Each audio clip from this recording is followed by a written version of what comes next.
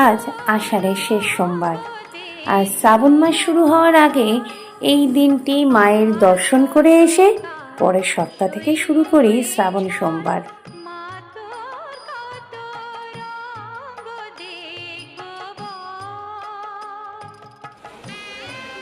বৃষ্টি মাথায় নিয়েই পৌঁছালাম শিয়ালদা স্টেশনে, কিন্তু সমস্যা কোনো ডানকুনি লোকাল নেই, তাই দমদম চলে গেলাম। দমদম থেকে মেট্রো করে মিনিট 10 মধ্যে পৌঁছালাম দক্ষিণেশ্বরে।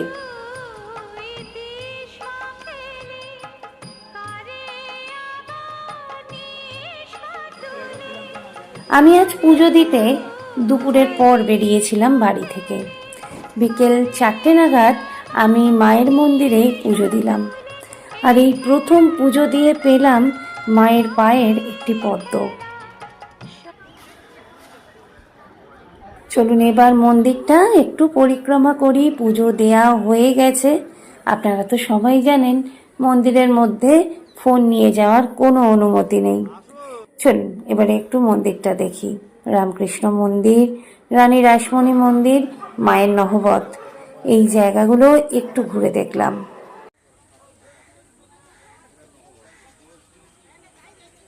দক্ষিণেশ্বরে বছরে বেশ কয়েকবার আমাদের যাওয়া হয়। পুজো দিতে তো যাই, এছাড়াও এমনি এমনি চলে যাই মাঝে সাঝে।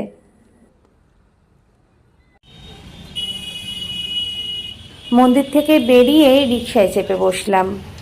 গেলাম আলমবাজারে। মিনিট 10 সময় লাগে। এখানে রয়েছে অত্যন্ত সুন্দর আরও একটি মন্দির, খাটুশ্যাম মন্দির। মন্দির দর্শন করে চলে গেলাম আলমবাজার ঘাটে। এই প্রথম আমি আলমবাজার ঘাট গেলাম। এত বছর দক্ষিণেশ্বর আসছি, আমি কিন্তু এইখানে যাইনি। এখানেও রয়েছে দ্বাদশ শিব মন্দির, আর শিব মন্দিরের পাশাপাশি রয়েছে একটি কালী মন্দির আর হনুমানজির মন্দির।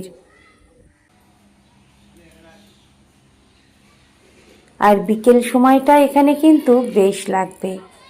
আজ এইটুকুই।